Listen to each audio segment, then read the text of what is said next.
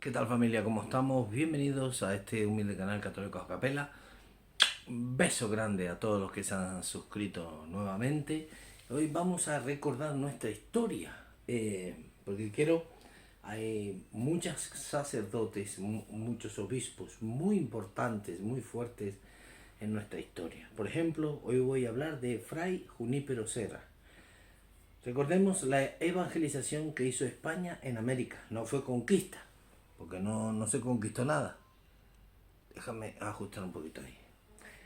No se conquistó absolutamente nada.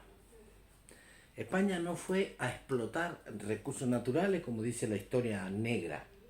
La historia negra de España. No, es que los españoles fueron allá, mataron a todos los indios y se robaron todo el oro y la plata. Falso. Falso, no lo digo yo, lo dicen historiadores e investigadores hispanoamericanos.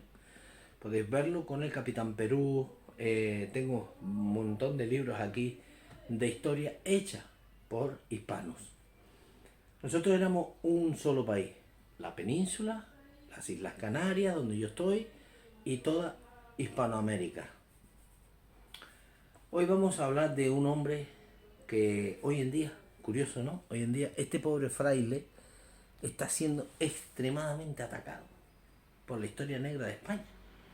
Vamos a hablar de Fray Junípero Serra, que el Señor lo tenga en su gloria, es santo evidentemente, santo de la Iglesia Católica, pedazo de santo, pedazo de evangelizador, de verdad, vaya pedazo de héroes tenemos nosotros los católicos. Empezamos en el nombre del Padre, del Hijo y del Espíritu Santo. Bien, vamos a hablar de Fray Junípero Serra, el fundador de las misiones californianas. Dice así: hoy su efigie es la única de un español en el Salón Nacional de las Estatuas del Capitolio de los Estados Unidos de América, símbolo de su soberanía y sede del poder legislativo. Dice así: cuando rebrotó sarpullido recurrente de derribar estatuas hispanas por América, jaleado, como no, por cada vez por la trastornada izquierda española, y le tocó el turno a Fray Junípero Serra. Hubo algo que descolló incluso por encima de esa rabia de horda inútil, cebona y cebada, cuyo cuerpo de doctrina es un tuit y su objetivo es grabar y compartir su estupidez por el móvil, su ignorancia. No sabían a quién vejaban ni la absoluta injusticia de sus actos cuando en el suelo natal del fraile Mallorca los podemitas, los de Podemos, vandalizaban con pintadas e insultos la estatua erigida en su memoria. Siempre me ha sorprendido, ya no el desprecio en cierta manera entendible de la población origen anglófilo en esas raíces, sino de una parte nada desdeñable de la población hispana que secunde con entusiasmo y hasta lo encabece. Acusar a España de todos los males colectivos y personales que en el centro de Sudamérica las élites criollas de antaño y populismo extremos de ahora practican de continuo y enseña en las escuelas es una de las grandes mentiras.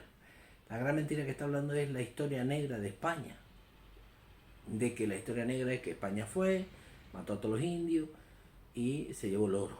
Pero la gran verdad, ¿cuál es? Baja Chile, Tierra del Fuego, hay indios. Argentina, hay indios.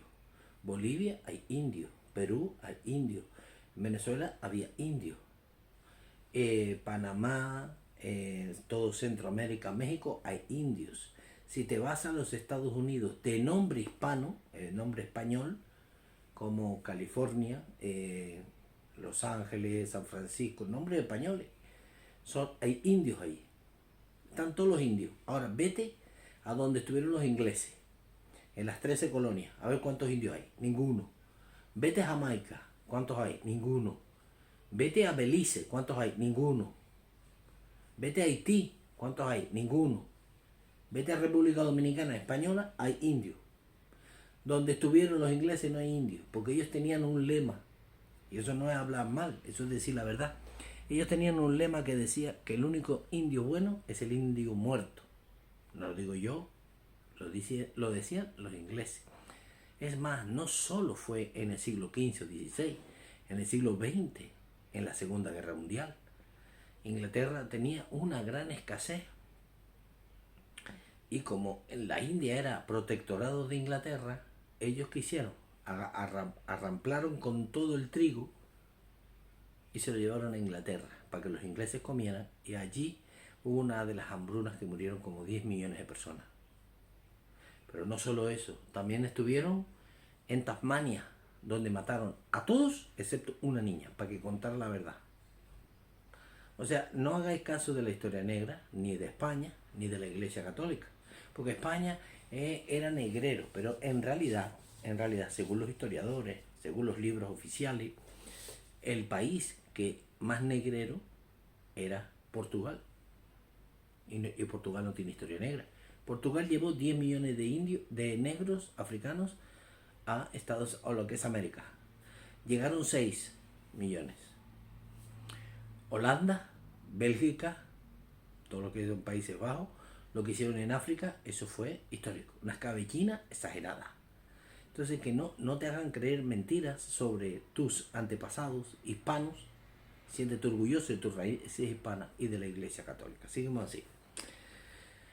Ay, señor. Acusar. Ok, seguimos. Resulta que en aquel año 1800, fecha del comienzo de esta independencia, que no fueron independencia, se llaman secesión porque ellos no eran independientes, ellos eran españoles. Entonces se separaron de España, eso se llama secesión. Es así. El comienzo de aquella independencia, aquella región de la tierra, era la más próspera y avanzada y explorada del continente. Date cuenta que México y Perú eran más ricas que Inglaterra, Alemania o Francia. Comían más carne los hispanos de México que los españoles mismos de la península.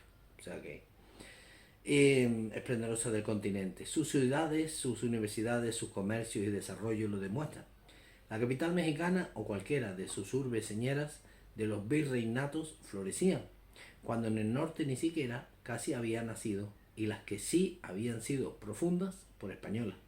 Hoy mismo el único patrimonio que en verdad puede considerarse histórico, amén de los precolombinos, por supuesto, es el que se debe casi a su totalidad a lo heredado por España. España es el país del mundo que más patrimonio histórico tiene de la ONU. Ello al margen de la prueba más contundente y clamorosa, mientras que en el norte de la frontera, la que llegó al Imperio Español, hay que buscar con lupa para encontrar a un indígena, lo que te dije. Pues la población es la más residual y a causa solo de una fueron exterminados. Al sur, y precisamente por el dominio de las leyes de la corona hispánica, indígenas y mestizos de todas las mezclas posibles, con mayoría y en ocasiones ya en Centroamérica muchos más absolutas. En la enorme nómina de los personajes que hicieron y jalonaron aquella historia comenzaron por Cristóbal Colón en 1492, los que hay muy variados pelajes, de héroes a canallas, de admirables a infames, sin que el juicio de su figura haga desde el delirante presentismo actual, y atendiendo a su propia y entonces normalizada escala de valores, algunos son en su verdadera deleznable. Y de hecho los hubo que por ello dieron con su hueso en la cárcel, las mazmorras, juzgados por sus crímenes, como fue el caso de Núñez Beltrán de Guzmán, fundador de Guadalajara en México, por negar gesta, valor, audacia y epopeya al conjunto es llanamente tan miserable como estúpido, y sin duda fruto del prejuicio, el sectarismo ideológico y la ignorancia. Solo desde esos parámetros puede ponerse alguien a derribar estatua de Fray Junípero, beato Juan Pablo II de 1982 y ahora ya santo para la religión católica. Bien, vamos a hablar de Miguel José Serra y Ferrer. Nadie lo conoce a Miguel José. Todo el mundo conoce tradicionalmente como Fray Junípero. Fue un fraile franciscano. Nació en Petra, Mallorca, en 1713, en el seno de una familia muy humilde, familia de labradores, que se convirtió y es historia y leyenda de América, en particular a lo largo de aquel fabuloso Real Camino de Santa Fe, en el cual fundó las famosas misiones californianas. Sus padres analfabetos quisieron que el niño no lo fuera y consiguieron ingresarlo en el vecino convento franciscano. Aprovechó la oportunidad y decidió convertirse en religioso, tomando los hábitos a los 16 años. Fijaros ya cómo Dios iba haciendo las cosas. A los 16 años ya era franciscano. Es que es increíble, Las cosas del Señor es impresionante. Con el nombre de uno de los primeros acompañantes del fundador de la Orden de San Francisco de Asís, Junípero. Por eso se puso Junípero. Pero el que ya sería para siempre conocido y por quien se bautizaría incluso plantas. Las plantas tienen las juníperas, son plantas por San Junípero, que hoy llevan su nombre. Seguimos. Fue aplicado en el estudio y alcanzó los doctorados en teología y filosofía, teniendo en esta disciplina muy presente siempre la figura de su paisano Ramón Llull. Tras haber pasado por diferentes centros franciscanos, sobre todo en las propias Islas Baleares, donde comenzó a ejercer una labor docente y ganó pronta fama entre sus alumnos. No fue hasta 1749, ya cerca de los 40 años, cuando embarcó hacia América. A los 40 años de edad embarcó. No, es increíble. En esta aventura pastoral participaron un buen puñado de frailes a quien él mismo había formado. 20 en total le acompañaron en una larga y complicada travesía que le llevó a Veracruz, México. Allí, mientras sus acompañantes viajaron en carruaje hacia la capital mexicana, él decidió, junto a un fraile andaluz, era pequeño, de estatura, pero muy animoso, hacer los 500 kilómetros andando. Lo consiguió, pero le costó una lesión de por vida en una pierna. O sea, tenía un carruaje para ir y él decidió ir andando 500 kilómetros. Fijaros, es que es increíble. Seguimos, pero esto no es nada. Estos 500 kilómetros no es nada. Este señor es un correcamino. Con todo respeto, ¿no? Ello no le impediría que jamás quisiera hacer uso de caballería alguna. No quería montarse en caballo. A lo largo de los más de 10.000 kilómetros que caminó. 10.000 kilómetros. Yo no me puedo imaginar la distancia que es esa.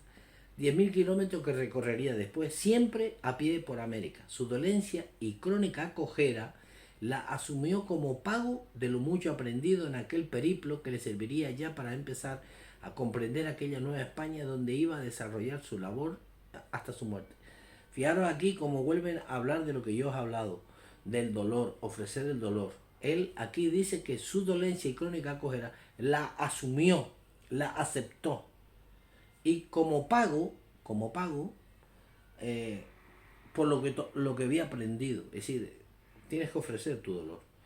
Su primera misión tuvo como destino Sierra Gorda, en el actual estado de Querétaro, donde permaneció 9 años de convivencia, evangelizando y enseñando con los indios pames, a quienes, amén de cristianizar, ayudó en cuanto pudo a mejorar su vida, introduciéndoles en las labores agrícolas y ganaderas de aquella población que desconocían. ¿Por qué? ¿Por qué desconocían? Y aquí quiero hacer un pequeño alto. Porque ni los indios americanos, ni los indios de América sabían lo que era una vaca. No había vaca, no había caballo, no había burro, no había plantaciones, no había regadío, no había nada, era un desierto. Lo que pasa es que ellos sobrevivían cazando por lo que había, conejos, lo que había. Por ejemplo, todo lo que vemos en las películas de los indios norteamericanos es traído de España.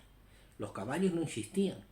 Cuando los ingleses de las 13 colonias, después de no sé cuántos años, 100 y pico años, decidieron ingresar hacia adentro del continente, se encontraron con Jerónimo, un indio a caballo con un fusil. Y el inglés que dijo, ¿pero quién le ha dado un fusil y un caballo a este señor? Los españoles. Esos indios de la parte española se llaman indios pueblos, porque vivían en pueblos, en asentamientos, no eran nómadas. Ya no eran nómadas. Antiguamente tenías que perseguir a los búfalos, ahora no. Ahora puedes cosechar, sembrar, recoger, beber leche, en fin. Una evangelización impresionante. Evidentemente esto está hecha por Dios y el Espíritu Santo, olvidaros de eso. Olvidaron que esto lo hicimos los españoles porque somos más guapos. No, no, no, esto fue elegido por Dios. El territorio apache iba a ser su siguiente cometido, pero el virrey frenó su salida y hubo de permanecer en la Ciudad de México varios años, hasta que se produjo un acontecimiento de enorme repercusión en el Nuevo Mundo, la expulsión de los jesuitas por orden real de Carlos III, mediante la pragmática sanción de 1767. Tengo que hacer un vídeo de la expulsión de los jesuitas, porque dejaron de existir. Los jesuitas, para ser jesuita, tenías que estar 12 años formándote en agricultura, regadío, todo. Podías hablar con la clase alta, podías hablar con los pobres.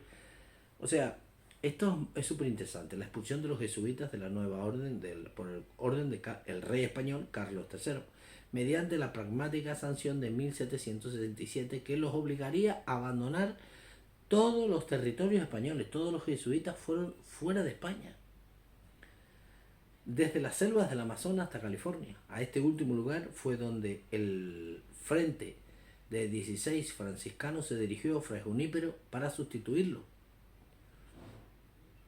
El 14 de julio de aquel año, tras llegar desde la capital al puerto de San Blas de las Californias, en el Pacífico, donde se encontraba la comandancia de la Marina Española, a cuyo frente estaba un ilustre explorador, José María Bodega y Cuadra, quien frenó la penetración rusa desde Alaska, y antepasados de otra buena y reciente memoria, Miguel de la Cuadra Salcedo, partieron hacia la península de Baja California y establecieron su base en la misión de Loreto. Desde allí, Fray Junípero comenzó una labor tanto de exploración como de recopilación de datos geográficos y étnicos y sobre la forma de vida de los indígenas. Comprendió que, amén de llevarles la fe de Cristo, podría ayudarles a mejorar su existencia, ya que subsistían únicamente mediante la caza de animales salvajes y la recolección de plantas tipo frutos, bayas y raíces silvestres. Tampoco poseían conocimiento para fabricar vasijas, por lo que la enseñanza del uso de hornos de arcilla supuso una mejora considerable. Fue un Gálvez, José de nombre, visitador general del virrey, tío de quien luego sería elemento decisivo en la victoria de los norteamericanos en su guerra de independencia contra los ingleses, Bernardo de Gálvez, quien junto con Fray Junípero proyectó las expediciones para controlar aquel extenso territorio, asegurar la soberanía de España y, por parte del clérigo, proceder a su evangelización. En una de ellas, por tierra firme, Fray Junípero acompañó al jefe de la expedición, Gaspar Portola, con quien mantendría desde entonces una fructífera y amistosa colaboración. Pusieron rumbo a Monterrey y a finales de marzo, llevando con ellos vacas, cerdos, caballos, y fueron a encontrarse ya bien entrado julio en la bahía de San Diego, con los navíos de San Carlos y San Antonio, que ya estaban fondeados tras haber partido a principio de año desde la misión San Blas. Allí fue fundada la primera misión, la de San Diego, por eso se llama San Diego, California, a la que le siguieron el camino hacia el norte. Se unirían luego las de San Carlos, San Antonio y San Gabriel. Esta última situación donde actualmente se alza la populosa urbe de Los Ángeles. Por cierto, la fundación de la ciudad encierra una lección increíble y que debería ser mucho más conocida. Del grupo de parejas de vecinos que fueron sus primeros pobladores, tan solo 2 estaban compuestas exclusivamente por españoles, mientras que el resto lo estaban por españoles con indígenas o de indígenas de diversas etnias y otros mestizajes, porque eso fue la evangelización española, fue el mestizaje. Se casaron indias con españoles y españoles con indios. Bueno, lo dije al revés. Toda una enseñanza de la que no quieren saber nada los estatuicidas, que gritan y acusan de racismo a quienes muchos siglos antes que ellos en absoluto lo practicaban. Las sucesivas misiones iban estableciéndose y cumpliendo los objetivos previstos, pero pronto se truncó la relación con el nuevo jefe, Pedro Fages, quien había sustituido a Portola como gobernador de los asentamientos californianos, harto de Fray Junípero, de sus imposiciones sobre los misioneros y de sus tratos cada vez más duros y vejatorios con los indígenas, decidió, sabedor de que Fages controlaba el correo, emprender el camino a pie hasta la Ciudad de México. Madre mía santísima, desde San Diego hasta México, para dar cuenta de viva voz y en persona al virrey Bucareli. El virrey no era español porque todo era España, pero era mexicano. Logró llegar, tras mucha fatiga y postración, en el año 1773, en el convento de San Fernando, redactó su representación sobre la conquista temporal y espiritual de la Alta California. Texto que ha sido reconocido desde entonces como una encendida defensa de los indígenas, la Carta de los Derechos de los Indios, escrita por Fray Junípero Serra. Carta de los Derechos de los Indios, la podéis buscar y leerla. Está en PDF totalmente gratis.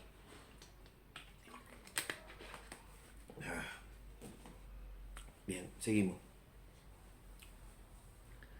Consiguió la destitución de Fages, pero le costó más sustituirlo, pues el elegido era José Francisco Ortega.